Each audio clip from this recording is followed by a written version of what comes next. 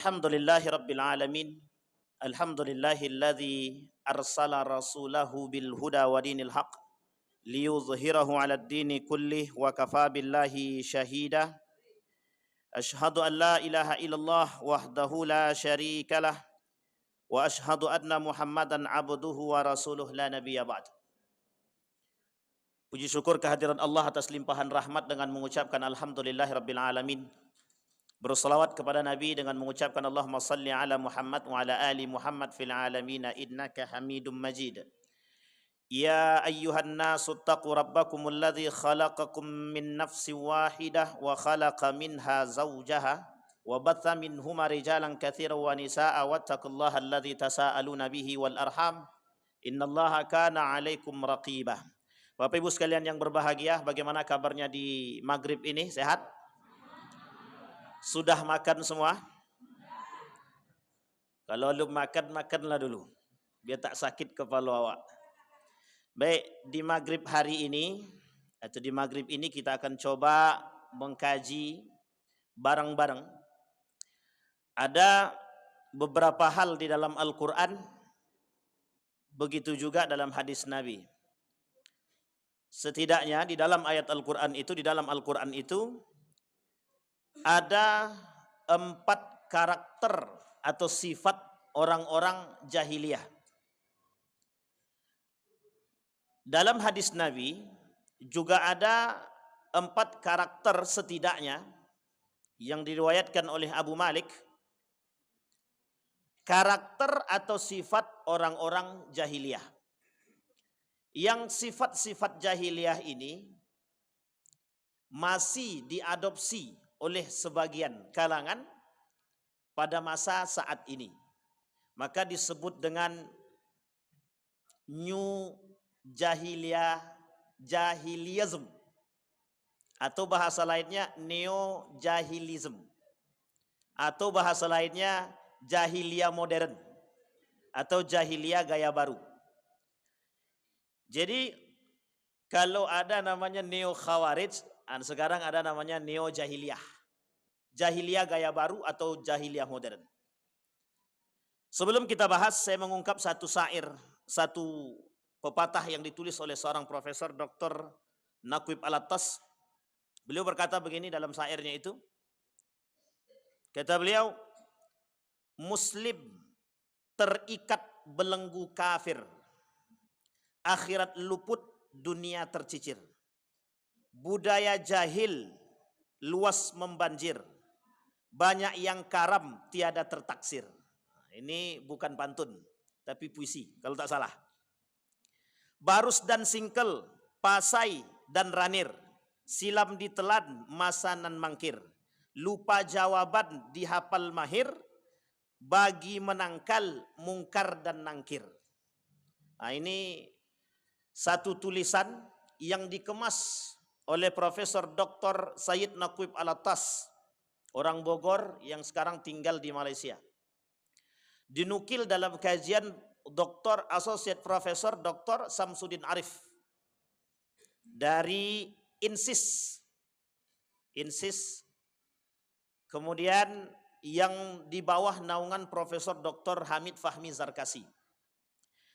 Apa yang ingin saya angkat dalam tulisan ini dan pada maghrib hari ini, bagaimana cara kita menghindari karakter-karakter jahiliyah di masa modern. Zaman dulu jahiliyah itu diartikan orang bodoh. Orang yang tidak mengerti agama, tidak mengerti budaya, tidak mengerti sosial politik, dan lain sebagainya. Tetapi orang sekarang mengerti budaya, mengerti politik, mengerti agama. Di mana letak perbedaannya? Kalau sekarang orang mengerti, kalau dulu orang tak mengerti. Terletak pada unsur pengetahuan. Sekarang di mana letak jahiliyah modernnya? Itu yang kemudian mau kita kupas. Seorang penulis buku menuliskan begini dalam bukunya itu. Lima ta'akharal muslimuna wa taqaddamul aurubah. Kenapa orang muslim saat ini tertinggal atau mundur Tapi kenapa orang-orang Eropa kemudian maju? Ini bahasa yang kemudian dimunculkan oleh ilmuwan-ilmuwan Muslim saat ini. Maka Profesor Dr. Said Naqib Alatas menjawab daripada pertanyaan tadi. Mengapa umat Muslim saat ini mundur atau tertinggal? Dan apa penyebabnya? Yang kedua, mengapa Auruba maju? Pada model pendidikan Jerman, anak-anak di umur 3, kelas 3 SD, kalau bahasa kita saat ini kelas 3 SD, itu mereka sudah dididik satu teori dan satu doktrin. Apa doktrinnya? Human right, hak asasi manusia. Nah, saya kasih tahu dulu Bapak Ibu. Satu ketika, saya punya teman tinggal di Jerman. Dia punya anak, sekolah kelas 3. Ketika anak ini kelas 3 didoktrinlah, diajarkan di sekolah itu human right, hak asasi manusia. Singkat cerita Bapak Ibu, ketika dia balik ke rumah, diajak oleh bapak ibunya duduk makan bersama di satu meja. Di meja makan. Ketika diajak di atas meja makan itu makan bersama, kebetulan anak ini duduknya kurang baik, kurang rapi, kurang sopan dalam pandangan kita. Kemudian bapaknya bilang begini, "Nak, coba dudukmu itu diperbaiki." Jawaban anak ini, kebetulan yang menyampaikan ini guru saya. Apa kata beliau? Dan ini anak dia. Kata beliau begini, jawaban anaknya itu, "Ini haknya saya. Mau saya duduk bagaimanapun, itu urusan saya." Jadi di Jerman itu Bapak Ibu, kalau anak sudah masuk ke kamar, itu orang tua tidak bisa ikut campur.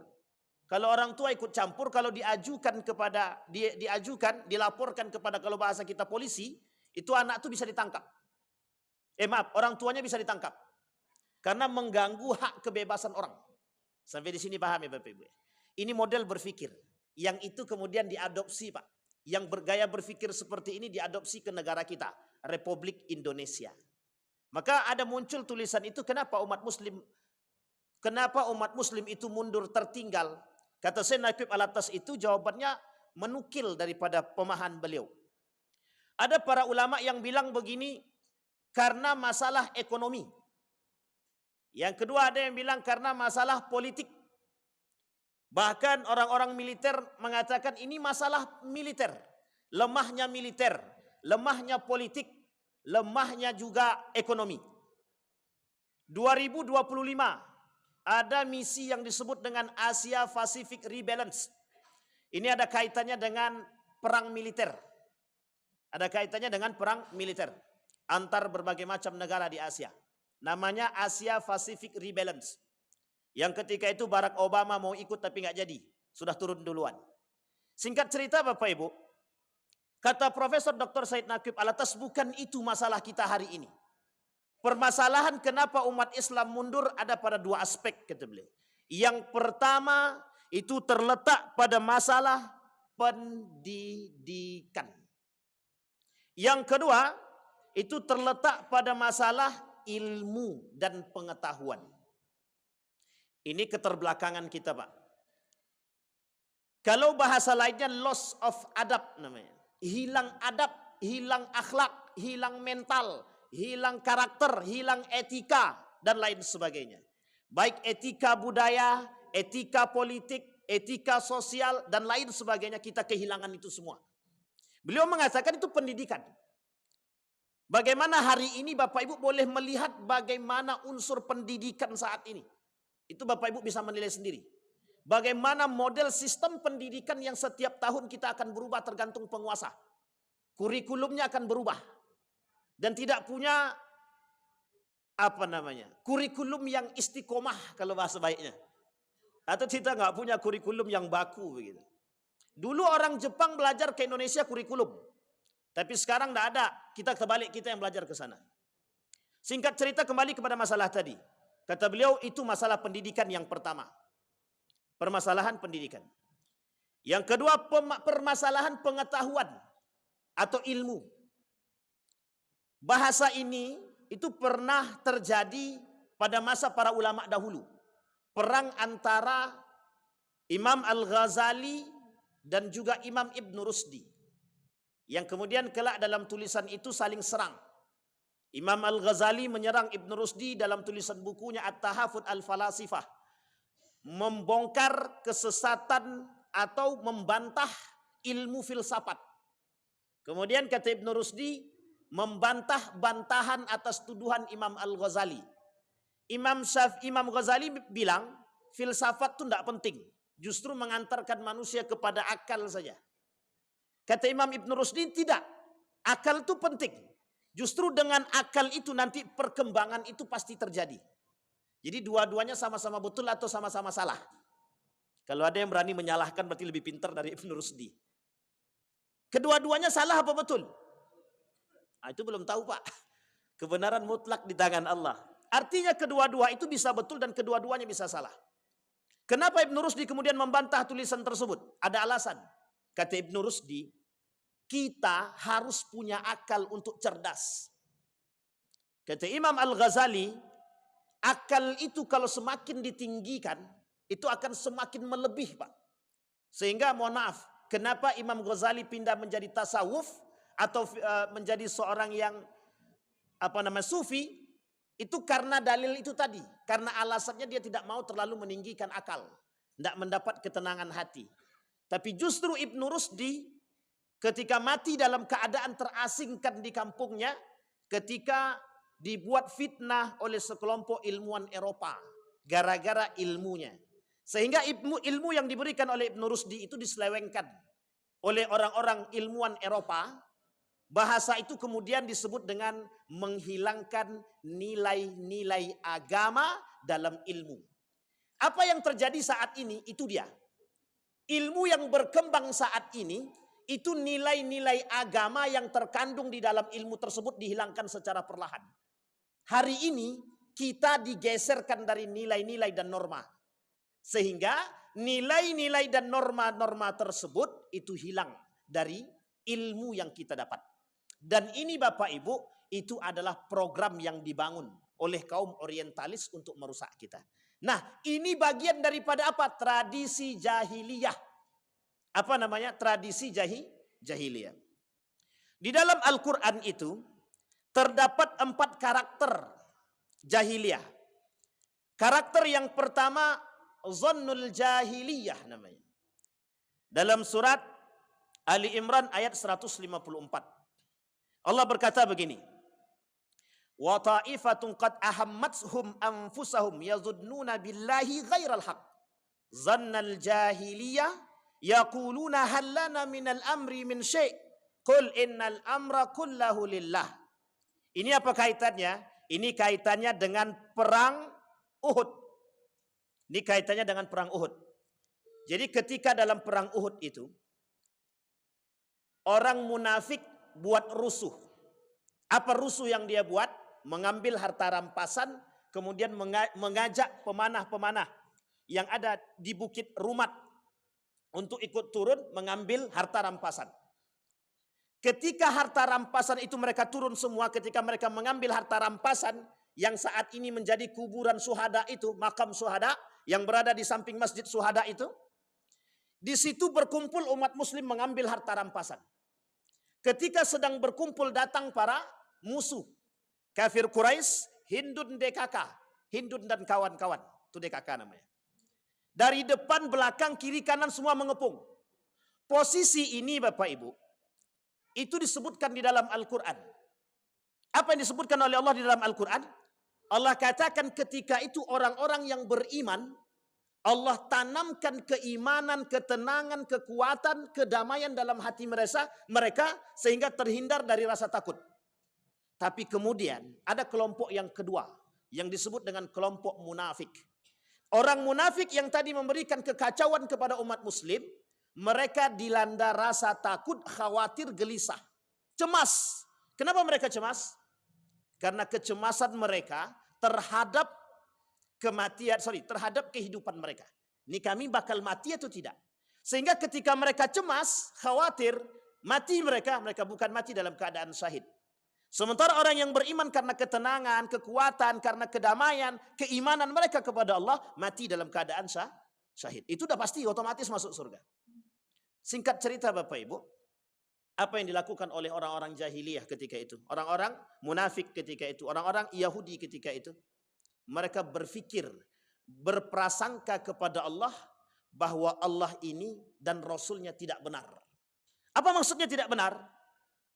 Mereka melakukan prasangka buruk terhadap Allah. Mereka berprasangka tidak baik kepada Rasulnya. Sehingga mereka kemudian mengatakan Allah dan Rasulnya Muhammad dusta. Sampai di sini paham Bapak Ibu? Hari ini ada karakter-karakter ketidakpercayaan kita terhadap Allah dan Rasulnya itu ada. Ada namanya ingkar sunnah. Ada orang-orang liberal yang tak percaya kepada Allah. Mungkin mereka percaya kepada Allah tapi mereka tak menjalankan syariatnya Allah. Itu karakter modern. Karakter kita hari ini. Mengapa mereka kok bisa tidak percaya dengan Allah? Mengapa mereka tidak percaya dengan agamanya Allah ketika mereka mengatakan permasalahan waris? Allah katakan 2:1, mereka nggak mau. Karena apa? Karena dalam akal mereka dibarengi dalam 3 hal. 1, keadilan. Mereka anggap Allah tidak adil. Mereka anggap Rasul tidak adil. Mereka anggap bahwa Allah dusta. 3.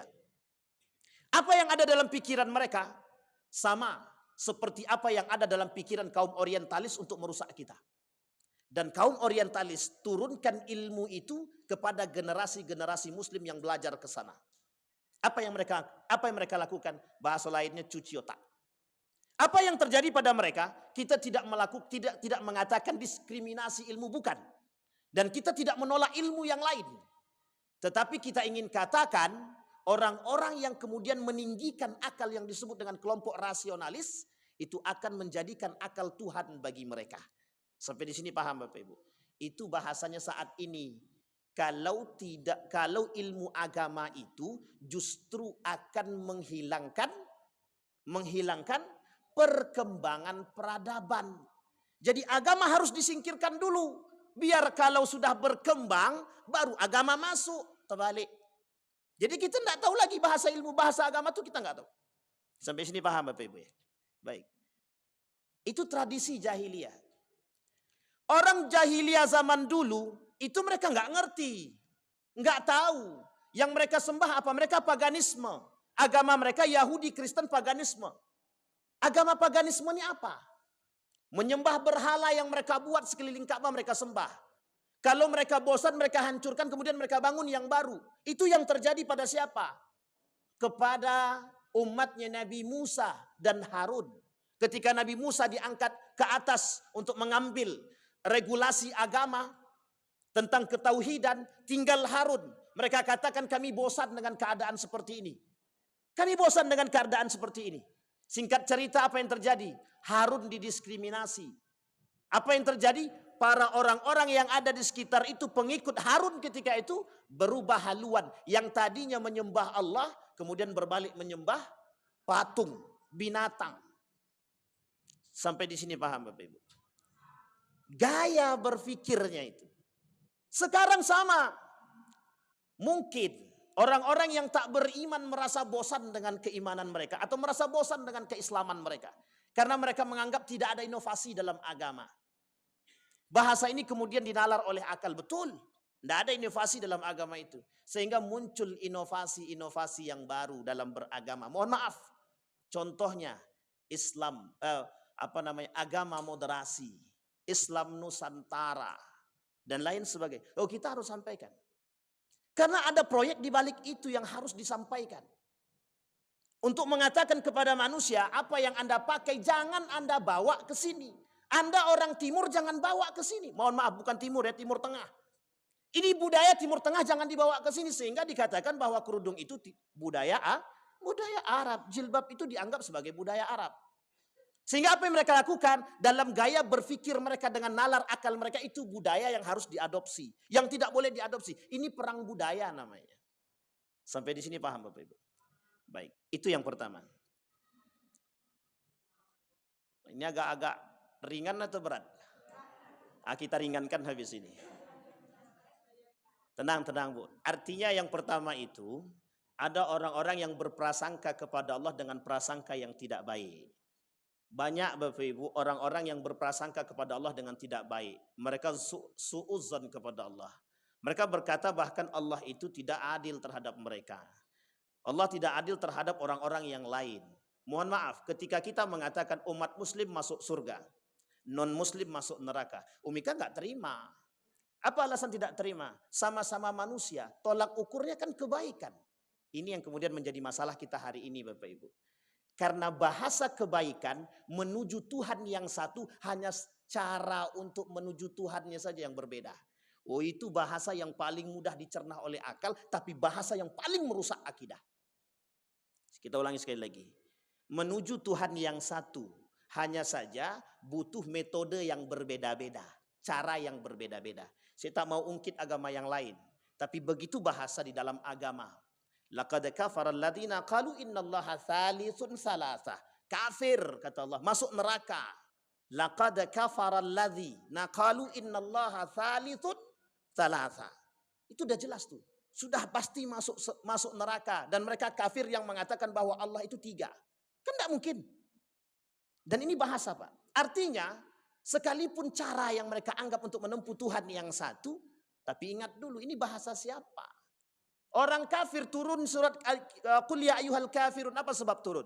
Hari ini aku menyembah Tuhanmu wahai Muhammad, besok engkau menyembah Tuhan kami. Apa kata Nabi? Lakum dinukum.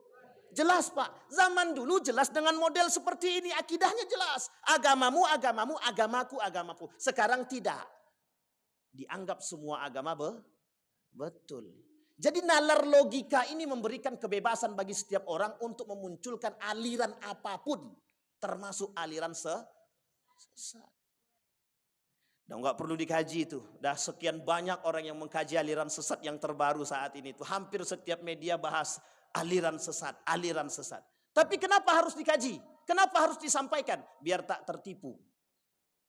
Yang sudah sekian kali disampaikan masih tertipu. Apalagi kalau tidak disampaikan. Baik. Yang kedua, hukum jahiliyah. Kata Allah dalam Al-Quran itu hukmul jahiliyah. Afa hukmal jahiliyah yabghuna. Wa man ahsanu minallahi hukman liqaumi yuqinun. Apakah mereka mau mencari hukum jahiliyah? Siapa yang lebih baik hukumnya bagi orang yang yakin? Kita sudah pernah bahas ini Bapak Ibu. Di masjid ini juga. Hukum di Indonesia itu masih merujuk kepada hukum Belanda. Itu mau diakui atau tidak diakui, harus diakui. Nggak bisa nggak diakui. Saya tanya kepada orang-orang pakar hukum, betul enggak hukum kita ini kembali kepada hukum Belanda? Jawabannya sama. Betul. Betul Pak Eko? Ada Pak Eko di sini. Sebagian kata Pak Eko. Nah, tapi kan ada Pak Eko di sini, insyaallah aman tuh. Sampai di sini paham Bapak Ibu. Tapi apakah itu yang dimaksud? Tidak hanya itu yang dimaksud. Yang dimaksud adalah kembali kepada hukum masa jahiliyah. Apa maksudnya? Dulu ada namanya riba. Bapak Ibu tahu riba ya? Riba itu Bapak Ibu adalah permainan kaum jahiliyah. Kita ambil satu contoh tradisi jahiliyah yang kemudian diislamkan oleh Nabi. Namanya mudharabah, bagi hasil. Dulu sudah pernah terjadi pada masa kaum jahiliyah. Ini sejarah mudharabah. Tetapi kemudian ketika ada sejarah mudharabah ini dalam setiap perbankan syariah pasti menjadi promosi utama. Oh, bank syariah kita menggalangkan mudharabah, bagi hasil, bagi hasil, bagi hasil. Sampai sini paham ya? Jadi kemudian ini tradisi jahiliyah dulu. Kemudian diambil yang baiknya. Apa yang baiknya? Bagi hasilnya, kerjasama kalau bahasa lainnya. 50-50.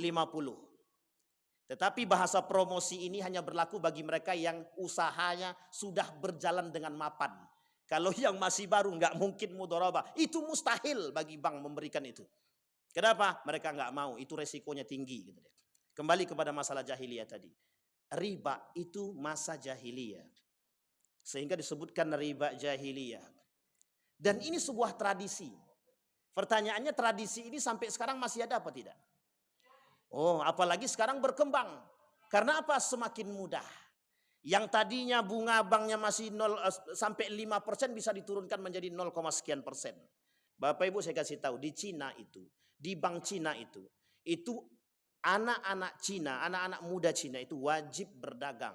Mereka pihak negara akan memberikan pinjaman 0,02% bagi mereka yang mau berdagang. Kira-kira kecil apa tidak? Itu kecil banget, Pak.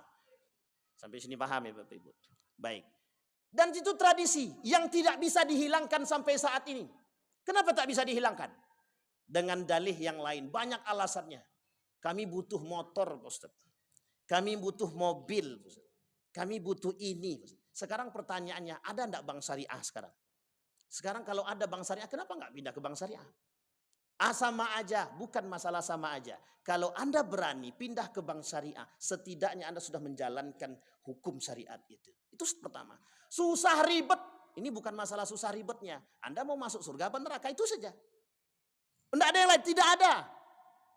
Tidak ada pilihan yang lain. Orang yang minjam ke bank mesti riba sudah habis. Fatwa Majelis Ulama Indonesia haram. Selesai. Pertanyaannya mengapa masih belum bisa berubah? Karena masih ada kaitannya. Pemerintah pun main begitu. Coba kalau pemerintah berani mengambil kebijakan, cut semua. Tidak mungkin, Pak. Sampai di sini paham Bapak Ibu ya.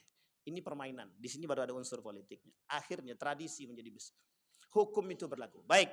Kemudian apa hukum jahiliyah yang lain? Hukum adat. Saya tidak mengatakan hukum adat itu semuanya hukum jahiliyah, bukan. Tetapi pada masa dahulu hukum jahiliyah itu pernah terjadi dan sangat sering terjadi. Kita ambil contoh. Ada tradisi jahiliyah itu tradisi melihat burung. Jadi dengan melihat burung itu menentukan hari, menentukan hari. Jadi menentukan hari itu melihat binatang yang terbang ke atas dengan burung tadi. Namanya tiarah dalam bahasa Arab. Dalam hadis Nabi disebut dengan tiarah. Itu lihat burung ke atas itu. Kalau burungnya itu tidak terberak, itu berarti bagus tuh.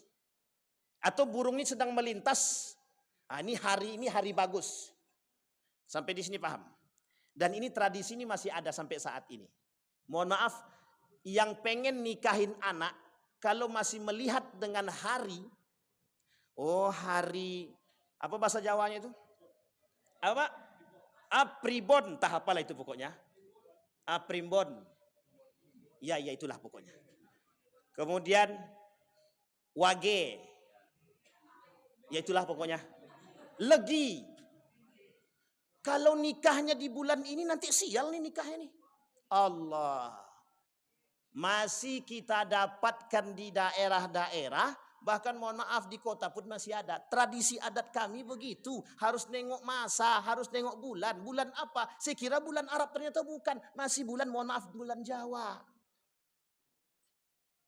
Ini harus kita pahami, Pak. Ini tradisi yang harus kita sama-sama.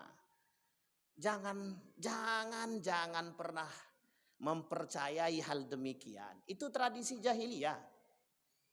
Dan dulu begitu. Kalau saya tak salah, waktu saya nikah pun nak begitu juga. Kita tengok hari yang baik. Emang hari lain tak baik? Ini ada bahasa yang sering dilakukan oleh ibu-ibu dan ya ibu-ibu lebih tepatnya. Nak makan dengan tangan baik. Tangan apa tangan baik itu, Bu? Tangan kanan. Berarti tangan kiri tak baik.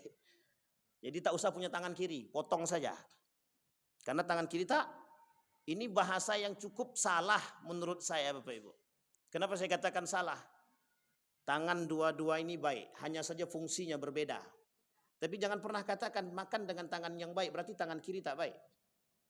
Kalau orang cuma bisa dengan tangan kiri, dia nggak bisa makan dengan tangan kanan, bagaimana? Berarti tangan kirinya nggak baik. Jadi nggak usah makan pakai tangan.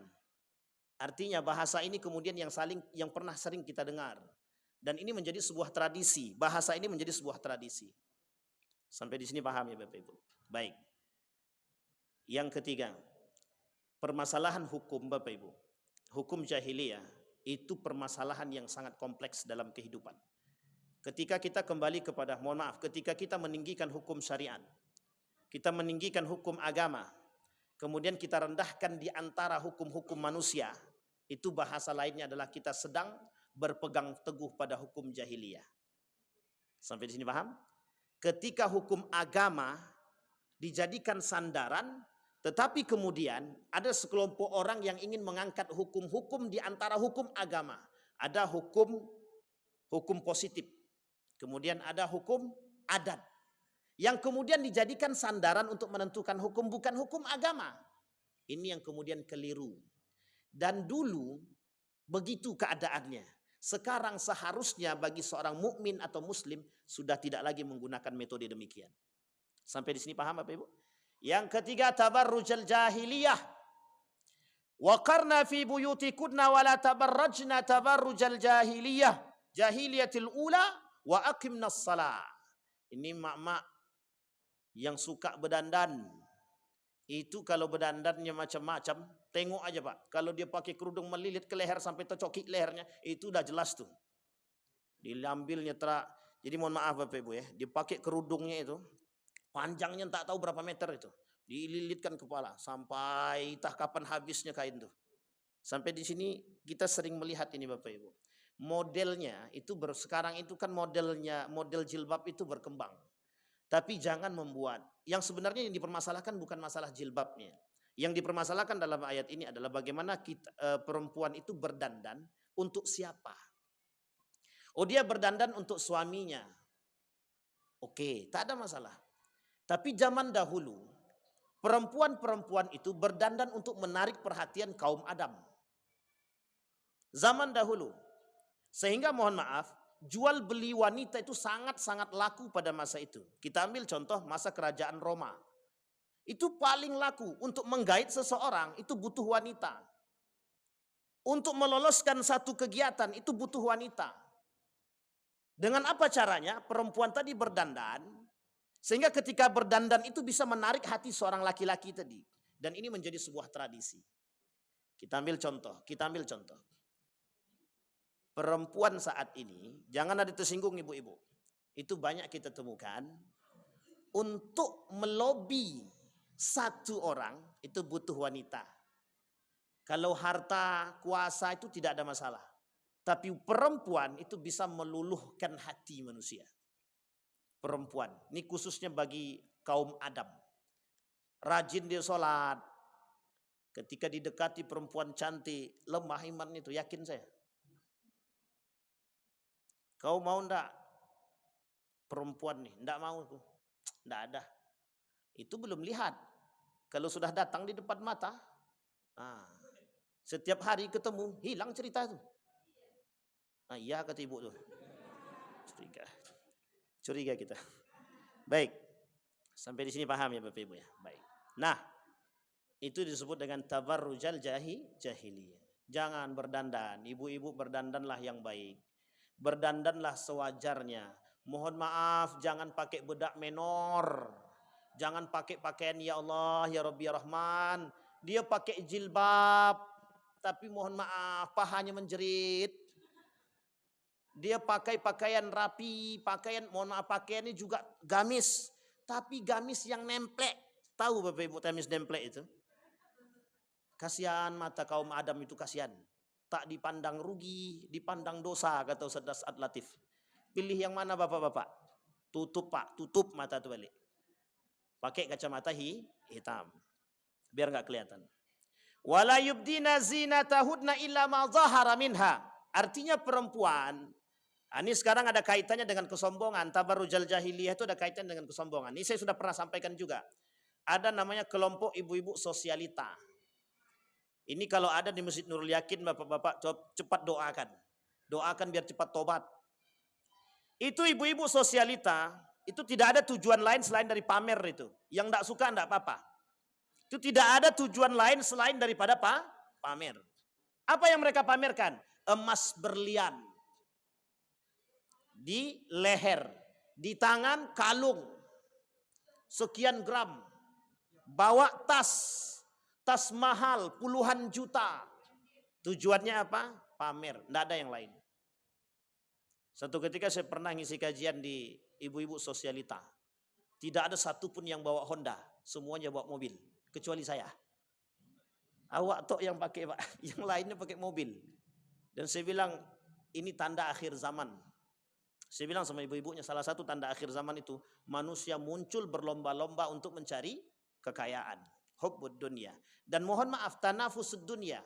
Mereka juga saling berlomba-lomba mencari dunia untuk pamer dengan kekayaan yang mereka miliki.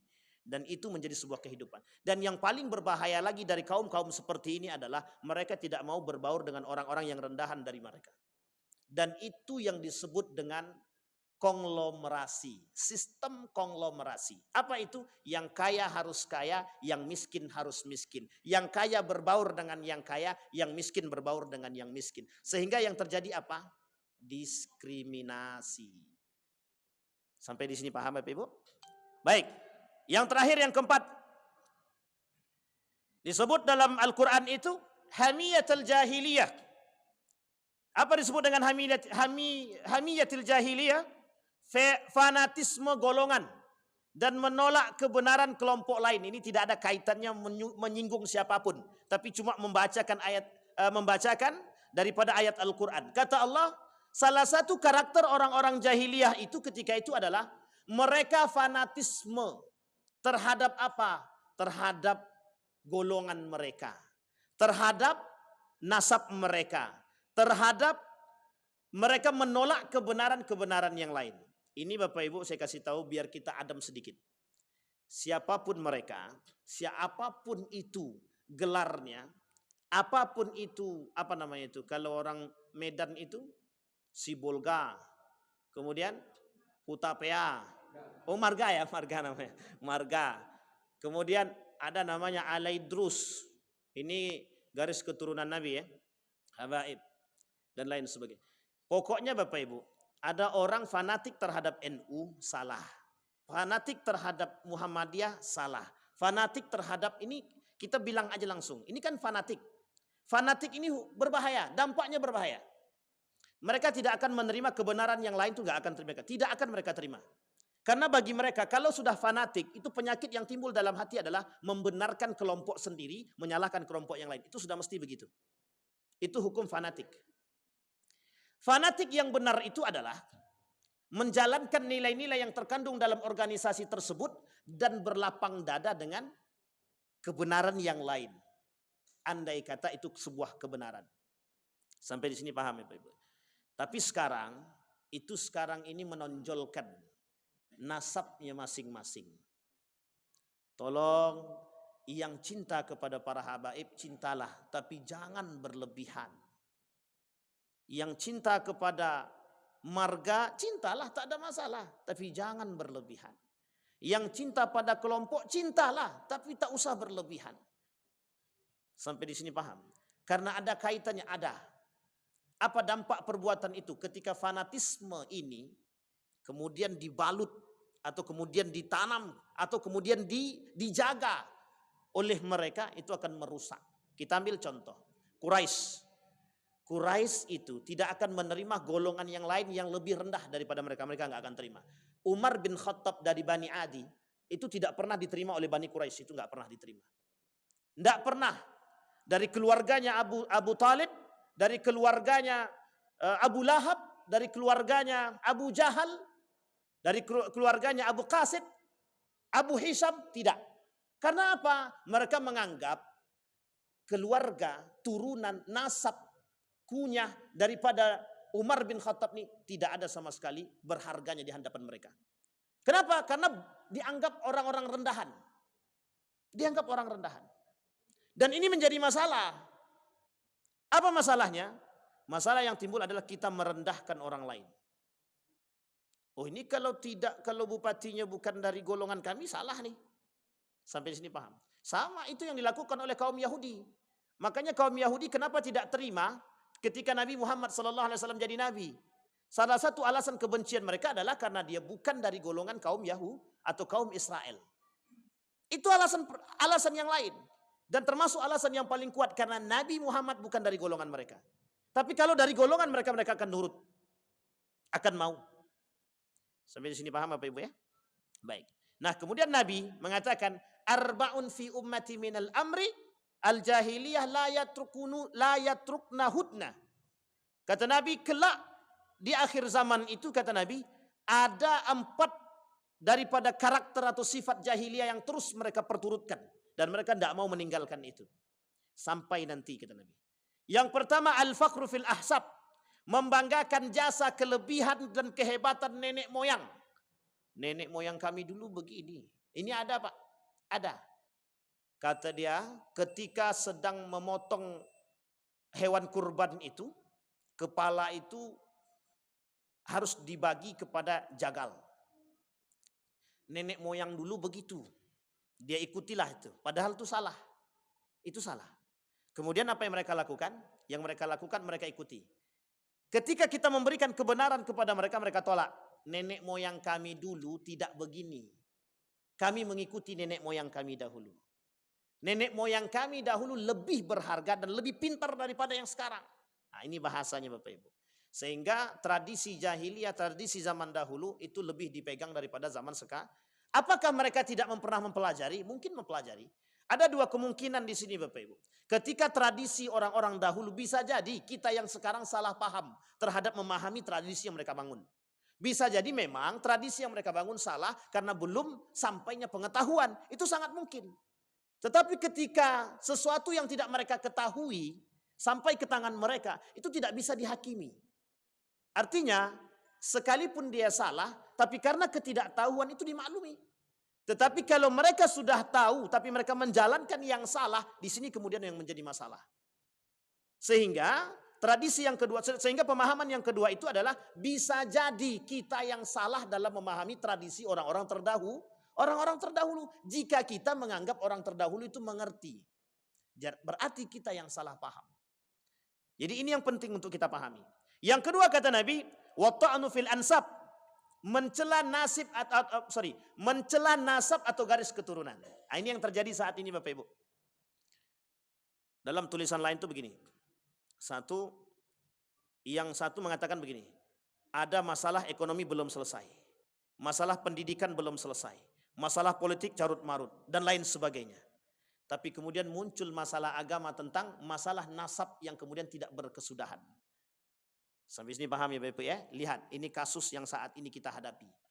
Betapa mudahnya pola pikir masyarakat kita dipengaruhi dengan isu, mohon maaf, isu perpecahan. Isu perpecahan. Hanya karena permasalahan nasab. Sampai harus diuji tes DNA. Pertanyaannya adalah, betulkah tes DNA itu yang disarankan oleh agama? Saya mengatakan Bapak Ibu, seorang anak yang lahir dari hasil zina, itu ketika tes DNA, itu anak itu positif punya bapaknya. Tapi dalam Islam, itu anak haram hukumnya dinisbatkan kepada bapaknya. Sampai sini paham Bapak Ibu? Tes DNA tidak bisa seutuhnya menghalalkan yang haram. Dan ini perkara kita hari ini Bapak Ibu. Bukan sedikit yang percaya dan bukan sedikit yang kemudian saling mencela antara satu dan yang lain. Hanya karena nasab. Yang ketiga, menisbatkan hujan disebabkan oleh bintang tertentu. Nah, ini kalau bintang-bintang itu kan ada namanya Bapak Ibu. Apa namanya bintang apa? Bintangmu apa? Sagittarius, Capricorn. Kalau Capricorn tuh mesti orangnya pemarah. Itu udah kafir kita tuh Bapak. Udah syirik kita tuh, udah habis. Pokoknya yang kayak gitu-gitu tak usah diikuti. Itu syirik. Dan itu munculnya pada masa Yunani kuno yang kemudian diadopsi oleh tradisi-tradisi setelahnya. Dan yang terakhir, niyahah, meratapi mayat atau meratapi kematian. Maksudnya bagaimana meratapi mayat ini?